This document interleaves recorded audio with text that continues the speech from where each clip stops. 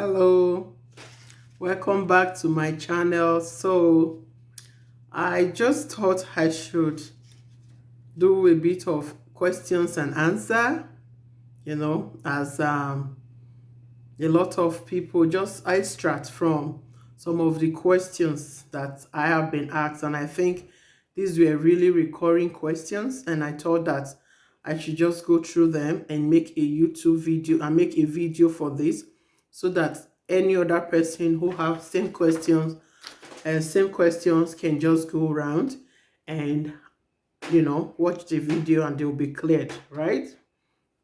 So one of the questions I have here is, how do I convince the Home Office that I am coming back? How do I convince the Home Office that I am coming back?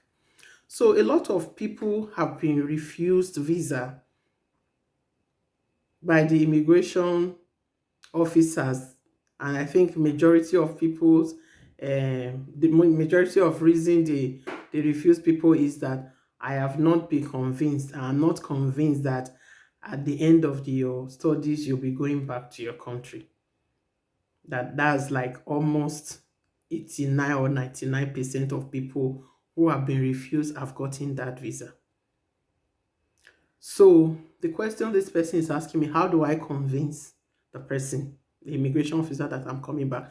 So the first thing is that, one, you need to be able to prove through your income that once you are done, you have the income, you have enough fund to be able to look after yourself while you are here. And after that fund, you have to look after yourself while you are here. You also have asset back home.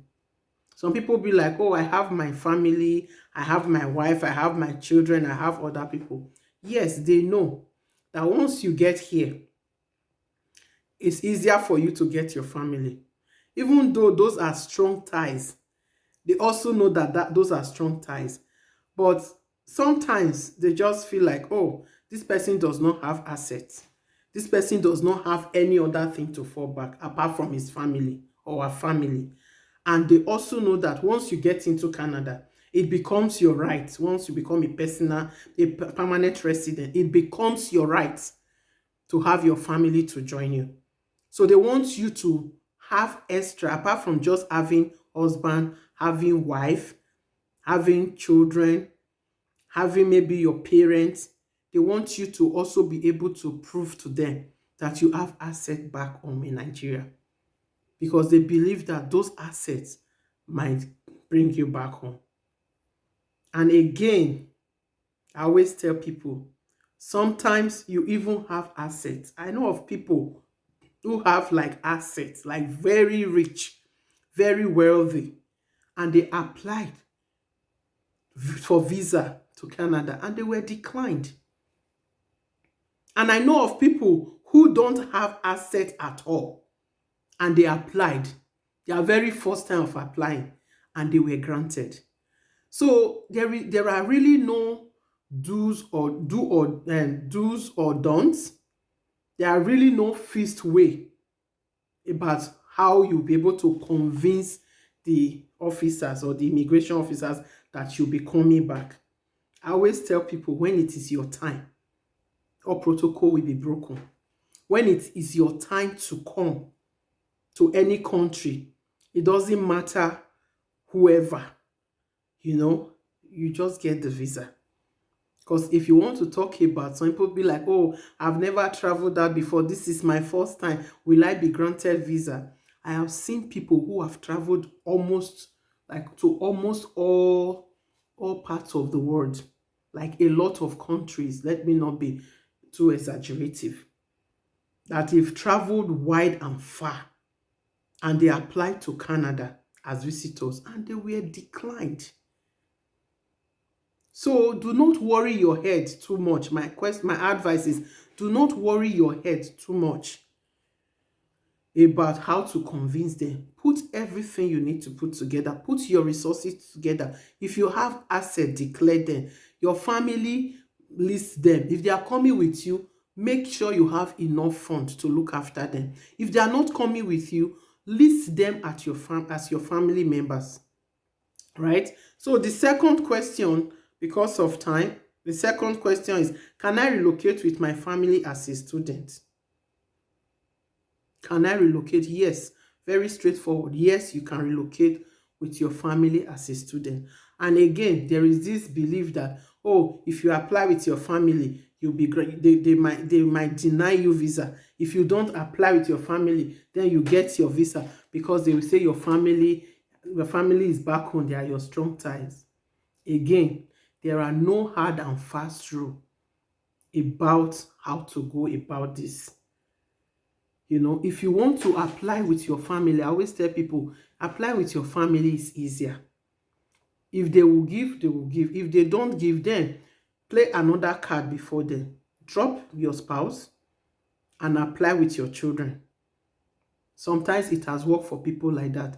If they apply for their spouse themselves and their kids, they refuse them. So if they drop their spouse and apply for the kids and themselves, they grant them. Of course, once you are established, you're going to get your spouse. That's no big deal. So yes, there are many ways to kill a rat. So if you apply with your family, everybody, your husband, your kids, and they refuse you, drop your husband or drop your wife. Apply with your kids, and once you get here, you start applying for your husband again or your spouse, and most times they grant. So another question is there any student loan or scholarship? So it depends, right? So most times what happens, some schools, when you go to some schools, there are some foundations, there are some organizations, charity organizations, that will give you scholarship depending on the need.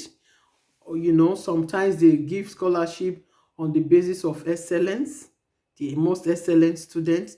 Yes, they give scholarship, but honestly, their scholarship might be one time off, maybe 1,000 or 1,500 or 3,000 or 5,000. So yes, you can have. It depends on which school you go to, and depends on the charity or the people that the school is affiliated to. So I'm not sure if I got that, whoever asked that question, or if anybody has been wondering if that answered the question. Loan. So loan is different from scholarship. So most times loan is gotten from the government of Canada. And as an international student, you are not entitled to loan. The government of Canada will not give you loan. Yes, scholarship, some non-charity organization who maybe were alumni, or some people who also just decide to donate to people who are very brilliant or exceptionally brilliant, they might notify the school, and the school can give them the list of those students, and then they do it randomly and give scholarship. But loan, you take loan, you apply to loan from the government of Canada, and once you are granted, then you start paying based on your agreement after you get a job. So loan for international students, no. Scholarship, there is every possibility that you might get a one-time off scholarship. Hope that answers your question. Is it more isolating and lonely in Canada? What should I do? So honestly, people say it's lonely. Yes, it is lonely. Isolating, it depends on you. The fact that a place is lonely does not make you to isolate yourself. So Canada can be very lonely. Again, is their culture. They don't believe in this communal kind of living. From my own country of originality, I'm originally in Nigeria. We do a lot of communal relationship. You stick your head out of the room and say, hey, how are you? How is everything? Are you okay? Yeah, you mind your business. I don't even know my next door neighbor. No, I don't. So yes, it can be more isolating, but it can be very lonely. But isolating depends on you. You can build your network. I use every opportunity I have to enjoy myself. I use every opportunity I have to network. I call friends, I visit friends, and they also do the same way. My room is open to anyone who wants to come in. So I don't really isolate. And yes, loneliness, yes, it can be lonely, but again, depends on you and how you build your network, right? Like if you don't hear from people, call people. And there's every tendency that if you call like 3 people in a day and 1 or 2 days they didn't hear from you, they will call you back. So it's just like giving out. When you give, you get back. So if you just lock your door in the name of, they said Canada is lonely, Canada is lonely. Omo, you lock your door, you might lock your door against good things coming your way. You lock your door, you might lock your door and get even isolated. You lock your door and depression is real. So please, yes, it can be lonely, but isolation, it depends on you. I'm coming through the study route, 2 years MSc in social work or 1 year primary health care, nursing PGD. So what do I do? Which one is more lucrative? So my question to this person is, what's your first degree? What's your career? So if you are coming for social work, 2 years, yeah, it's okay, because with that 2 years, after your 2 years course, you have a 3 years postgraduate work permit. So with that your 2 years and with that your 3 years postgraduate work permit, you can get a job in social work. You can get a job. Honestly, you can get a job, because social work is also one of the areas, one of the short list area, the high in demand jobs in Canada. So yes, if you do social work, you get 3 years after you finish job, and within that 3 years, you can get the hours that is needed for you to apply for a permanent resident. And once you apply for permanent resident, that's it. You become a Canadian citizen another few years. So primary health care nursing, PGD, 1 year. Depends, right? So if you do that, like if you apply to that, and then you get 2 years, you get 1 year. If you do a 1 year course, you get a 1 year postgraduate work permit. That's a trick, right? Whereas if you do a 2 years course, you get 3 years postgraduate work permit. And those 3 years, within that 3 years, there are specific hours, like 8,700 and something hours that you're supposed to work before you can be eligible for your work permit, for your PRO application. So the PRO application does not just happen. You must have worked in your field of study and obtain the necessary hours that is needed before you can apply for a PR. Okay, so I hope that answered your question. So if I want to encourage you, if you have what it takes to go for a 2 years MSc in social work, please go for it. The reason is that you have 3 years postgraduate study work permit. Whereas if you do a 1 year course, you only have 1 year post-study work permit, and where you can get job. But remember, you cannot be called a nurse in Canada unless you have passed your NCLEX. So that period of 1 year might not be enough for you to work, to be in school and study for your NCLEX and be able to attain that role, job title of being called a nurse. Okay, I hope that answered the question. So the next question is, I studied public administration BSc. Which course do you advise me to embark? Please, if you study public administration, do not do a master's in public administration. The reason is, one, your accent will sell you out. Because a lot of people here, they will complain, and this person's got such an accent. And most of your job will be like public administration. And because of, I'm not trying to insinuate anything, but because of where you are from, it automatically kind of makes it difficult for you to get a job in that. So I will advise you the CCA, continuous care assistant course will be very good for you. People will be like, after I got a degree, why should I go and do that? It's a 10 years, it's a certificate course. My brother, my sister, shebi you that is coming to do masters and the person that is going to do 8 months or 1 year course, you guys are looking for the same thing, right? You're looking for PRO. The person is also looking for PRO. So do the course that will give you job immediately. Like healthcare, they can't stand it. Whether they like it or not, they will employ you because they need you. But public administration, they don't really need you per se because they also have a few or a lot of their people that did that course. So please, go, if you ask me, embark on health-related routes. Those ones will give you job fast, sharp, and you'll be able to refocus after you have gotten your permanent residency or your citizenship. So I hope that helps. I'm trying not to take so much time answering these questions.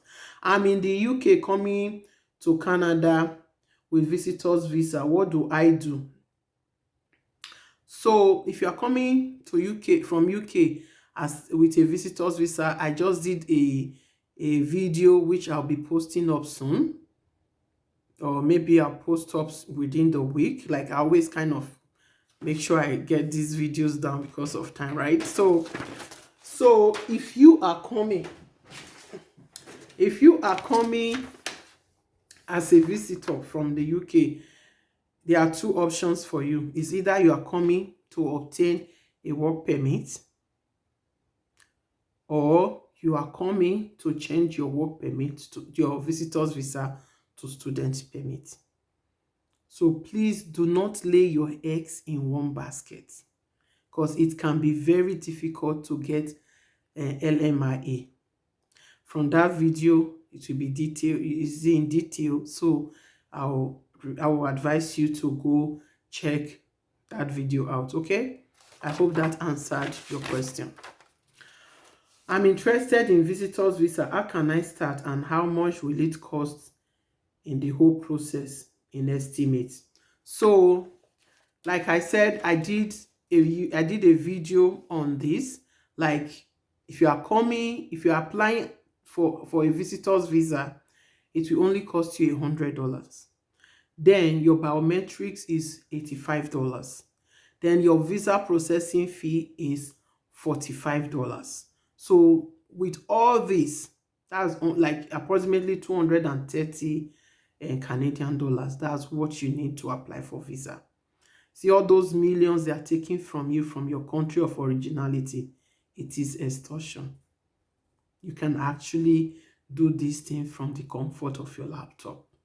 Or if you don't have a laptop, go to a cyber cafe and do these things for yourself and save yourself good money. Okay, I hope that answered your question. So the whole process to apply for a student visa is just about 230. Then after for visitors visa is 230, and after that you can now buy your ticket and all those things. But the process of applying for a visitor's visa is just $230. Okay. Now he said, can I receive ATT to write NCLEX and registered nurse from Nova Scotia before applying for visitor's visa? So ATT is authorization to test. ATT means authorization to test. So after you are done with your assessment as a registered nurse from any country of your originality, so after you are done with your assessment with NAS, NNAS, so if you want to, I did a video about the step-to-step on how to register as a nurse if you are from international, if you are from a foreign country, so go through that video also. But you don't need ATT, you don't need authorization to test from Nova Scotia Board of Nursing. They are not the ones that gives you authorization to test. Authorization to test, you get it from NCLEX once you register for your exam. So you don't need that to apply for a visitor's visa. In fact, if you mention to the immigration officer that you are coming as a visitor and that your reason for coming is to come and write exam, they might not even approve your visa because they know that you are hot cake. And once you come in, you won't go back. So just be quiet about what you want to do. You know what you are coming for. So keep it to yourself and don't say it. Just apply as a visitor. Make sure all these things are intact. Like I said, everything can be electronics. You don't have to carry your hard copy, because if they check your luggage and see all these things, it's grand for them to say you can't come in. And honestly, you can't rejoice over your visa until you pass the port of entry, because there, even if you have gotten visa, they can spoil your visa at that port of entry. So let's be careful. So somebody asked me, what's Airbnb? So Airbnb simply is an online marketplace where people who want to rent out their property, mostly on a short term, can be linked with the people who needs the property. So it's just like me. I register. If you want to operate as a Airbnb person, like you have a property you want to rent out, you register on their website. So once you register on their website, so this Airbnb will advertise your one room basement apartment or one bedroom or whatsoever. You tell them what you have to offer and then they help you to advertise it. And usually, I mentioned in one of my videos that it is better to put in an address. If you are coming to Canada as a visitor, do not go to the port of entry and they ask you where are you going to be staying. You say you don't have a place. No, I think that was where I mentioned Airbnb, that you can book Airbnb. Honestly, some people, you can book some Airbnb and you can cancel with that certain period. But Airbnb is cheaper than hotel. And some of them have kitchen for you where you can cook. So a lot of people tend to go for Airbnb because they have more freedom in Airbnb. They can cook, they can do other stuff, whereas in the hotel, you can't really do all those stuff. Okay, I hope that answered that question. Can I bring my family if I have offer for CCA? Yes, if you have offer for CCA, like continuous care assistant course, and you are coming to study, you can get your family. Again, your ability to prove that you have fund and you have assets in your country is a huge one. Okay. Does visitor visa allow you to work? No, visitor's visa does not allow you to work, but you can convert your visitor's visa to work permit. You can convert your visitor's visa to work permit, but visitor's visa on its own does not allow you to work. You can't work with visitor's visa. It is illegal. It is illegal. So again, some people are selling LMIA. It is illegal to do that. Both the buyer and the sellers is illegal. So be warned. And as you go into 2024 with the high hopes of coming to the country of your choice from your countries of originality, I pray that you'll be favored. Your dreams will come to pass. I pray that, against all odds, God will break every protocol for you. I pray that one day you will send me a message to say, hey, Asset Channel, I'm now in Canada. I'm looking forward to that day. Okay, I hope you have a good time. You have a good rest of your year. It's almost done. And I hope you have a prosperous new year. Okay, thanks for watching. And please, if you have watched this video this far, that means it's really helped you and it's educative. So please do not end this video without subscribing. Subscribe to my video, subscribe to my channel, so that you will be the first to be notified when I put up any video, because you never know, might just be that one that you missed that you actually really needed. So please subscribe, okay? And apart from subscribing, apart from being the first to know, this is also a way of assisting me, supporting me, and encouraging me that the work I'm doing is good. Okay, so help me watch, like, share, follow, and subscribe. Watch, share, follow, like, and subscribe.